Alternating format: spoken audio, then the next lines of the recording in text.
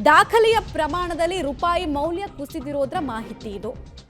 ದಾಖಲೆ ಪ್ರಮಾಣ 19 ಪೈಸೆ ಕುಸಿತದೊಂದಿಗೆ ಟೋಟಲ್ ಆಗಿ $1 ಮುಂದೆ 93.08 ರೂಪಾಯಿ ತಲುಪಿದೆ. ನಮ್ಮ ಜಾಗತಿಕ ರೂಪಾಯಿ ಬೆಲೆ ಅಂದರೆ ನಮ್ಮ ರೂಪಾಯಿ ಬೆಲೆ ಜಾಗತಿಕ ಡಾಲರ್ ಮುಂದೆ. ಡಾಲರ್ ಬಲಿಷ್ಠವಾಗ್ತಾ ಇರೋ ಹಿನ್ನೆಲೆಯಲ್ಲಿ ರೂಪಾಯಿ ಮೌಲ್ಯ ಕುಸಿತ ಆಗ್ತಾ ಇದೆ. ಇದರಿಂದ ಏನಾಗುತ್ತೆ ಅಂತ ಹೇಳಿದ್ರೆ ಬೆಲೆ ಏರಿಕೆ ವಿಪರೀತ ಆಗುತ್ತೆ. ಮತ್ತು ನಾವು ಬೇರೆ ದೇಶಗಳ ಜೊತೆಗೆ ಬಿಸ್ನೆಸ್ ಮಾಡಬೇಕಾದ್ರೆ ವಿಪರೀತ ಲಾಭ ಅವ್ರುಗಳಿಗಾಗತ್ತೆ, ನಮ್ಗಳಿಗಾಗಲ್ಲ. ಇದರ ಪರಿಣಾಮ ದೈನಂದಿನ ವಸ್ತುಗಳ ಬೆಲೆ ಏರಿಕೆ ಆಗುತ್ತೆ. ಆಮೇಲೆ ಭಾರತದಲ್ಲಿ ಬಡತನದ ರೇಖೆಗಿಂತ ಜಾಸ್ತಿ ಜನರನ್ನು ಮೇಲೆತ್ತಬೇಕು ಅನ್ನುವಂತಹ ಕೇಂದ್ರ ಸರ್ಕಾರದ ಚಿಂತನೆಗೂ ಕೂಡ ಕೊಡ್ಲಿ ಪೆಟ್ಟು ಬಿದ್ದಂಗೆ ಆಗುತ್ತೆ. ಡೀಟೇಲ್ಸ್ ಕೊಡ್ತಾರೆ ಶಬೀರ್. ಒಂದು ಕಡೆಗೆ ಸೆಕ್ಷನ್ 3 ಎಸೆನ್ಷಿಯಲ್ ಕಮೋಡಿಟೀಸ್ ಆ್ಯಕ್ಟ್ನ ಸೆಕ್ಷನ್ 3 ಜಾರಿಗೊಳಿಸಿದೆ ಅಂತ.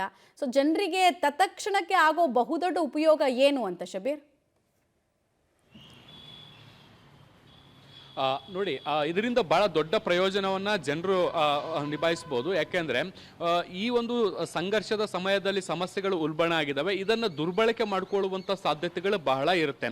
ಕಚ್ಚಾ ತೈಲದ ಕೊರತೆಯಾದಂಥ ಸಂದರ್ಭದಲ್ಲಿ ಅನಗತ್ಯವಾಗಿ ಪೆಟ್ರೋಲ್ ಡೀಸೆಲ್ನ ಕೊರತೆಯನ್ನು ಸೃಷ್ಟಿ ಮಾಡುವಂಥದ್ದು, ಅಥವಾ ಈಗಾಗಲೇ ನಾವು ನೋಡ್ತಾ ಇರುವಂತೆ ಗ್ಯಾಸ್ LPG ವಿಚಾರಕ್ಕೆ ಸಂಬಂಧಪಟ್ಟಂತೆ ಸಿಲಿಂಡರ್ಗಳನ್ನು ಕೂಡ ಕೃತಕವಾಗಿ ಅಭಾವ ಸೃಷ್ಟಿ ಮಾಡುವಂಥ ಪ್ರಯತ್ನಗಳು ಕೂಡ ನಡೀತಾ ಇರುತ್ತೆ. ಮತ್ತು ಅದನ್ನು ಖಾಸಗಿ ವಲಯದಲ್ಲಿ ಹೆಚ್ಚಿನ ಬೆಲೆಗೆ ಮಾರಾಟ ಮಾಡುವಂಥ ಪ್ರಯತ್ನವನ್ನು ಕೂಡ ಮಾಡಲಾಗುತ್ತೆ. ಸೊ ಹೀಗೆ ಹೆಚ್ಚಿನ ಬೆಲೆ ಬ್ಲಾಕ್ ಮಾರ್ಕೆಟ್ನಲ್ಲಿ ಮಾರಾಟ ಆಗುವಂಥದ್ದನ್ನು ತಡಿಲಿಕ್ಕೆ ಈ ಒಂದು ಸೆಕ್ಷನ್ 3 ಸಾಕಷ್ಟು ಸಹಕಾರಿಯಾಗಿರುತ್ತೆ. ಇದು ಪ್ರತಿಯೊಂದು ಹಂತವನ್ನು ಮಾನಿಟರ್ ಮಾಡುವಂಥ ಕೆಲಸವನ್ನ ಮಾಡುತ್ತೆ. ಅಂದ್ರೆ ಮ್ಯಾನುಫ್ಯಾಕ್ಚರಿಂದ ಹಿಡಿದು ಅಲ್ಟಿಮೇಟ್ ಜನರಿಗೆ ತಲುಪುವವರೆಗೂ ಕೂಡ ಪ್ರತಿ ಹಂತದಲ್ಲೂ ನಡೀಬಹುದಾದಂಥ ಬೆಳವಣಿಗೆಗಳು ಮತ್ತು ಅದರ ಡಾಟಾವನ್ನು ಕೇಂದ್ರ ಸರ್ಕಾರದ ಜೊತೆಗೆ ನಾವು ಹಂಚ್ಕೊಳ್ಬೇಕಾಗತ್ತೆ. ಈಗ ಇಂಡಿಯನ್ ಆಯಿಲ್ ಆಗಿರ್ಬೋದು, HP ಹಿಂದೂಸ್ತಾನ್ ಪೆಟ್ರೋಲಿಯಂ ಆಗಿರ್ಬೋದು, ಹೀಗೆ ಬೇರೆ ಬೇರೆ ಕಂಪನಿಗಳೇನಿದ್ದಾವೆ ಆ ಎಲ್ಲ ಕಂಪನಿಗಳು ಕೇಂದ್ರ ಸರ್ಕಾರಕ್ಕೆ ಮಾಹಿತಿಯನ್ನು ಕೊಡಬೇಕು. ತಮ್ಮಲ್ಲಿರುವಂತಹ ಸ್ಟಾಕ್ ಎಷ್ಟು, ಇಂಪೋರ್ಟ್ ಎಷ್ಟಾಗ್ತಾ ಇದೆ, ಅದನ್ನು ಹೇಗೆ ಬಳಸ್ಕೊಳ್ಳಲಾಗ್ತಾ ಇದೆ, ಹೇಗೆ ಪ್ರೊಡ್ಯೂಸ್ ಮಾಡಲಾಗ್ತಾ ಇದೆ, ಮತ್ತು ಇವತ್ತು ಗ್ರಾಹಕರನ್ನು ರೀಚ್ ಆಗಲಿಕ್ಕೆ ಎಷ್ಟು ಸ್ಟಾಕ್ ಹೊರಗಡೆ ಹೋಗಿದೆ, ಮತ್ತು ರಿಸರ್ವ್ ಎಷ್ಟಿದೆ, ಈ ಎಲ್ಲ ಡಾಟಾವನ್ನು ತನ್ನ ಕೇಂದ್ರ ಸರ್ಕಾರದ ಬಳಿಗೆ ಕೊಡಬೇಕಾಗತ್ತೆ. ಈ ಡಾಟಾವನ್ನು ಆಧರಿಸಿ ಗ್ರೌಂಡ್ ಲೆವೆಲಲ್ಲೂ ಕೂಡ ಅದನ್ನು ಇಂಪ್ಲಿಮೆಂಟ್ ಆಗಿದೆಯಾ ಇಲ್ವಾ ಅನ್ನುವಂಥದ್ದನ್ನು ಪರಿಶೀಲಿಸುವಂಥ ಕೆಲಸಗಳಾಗುತ್ತೆ.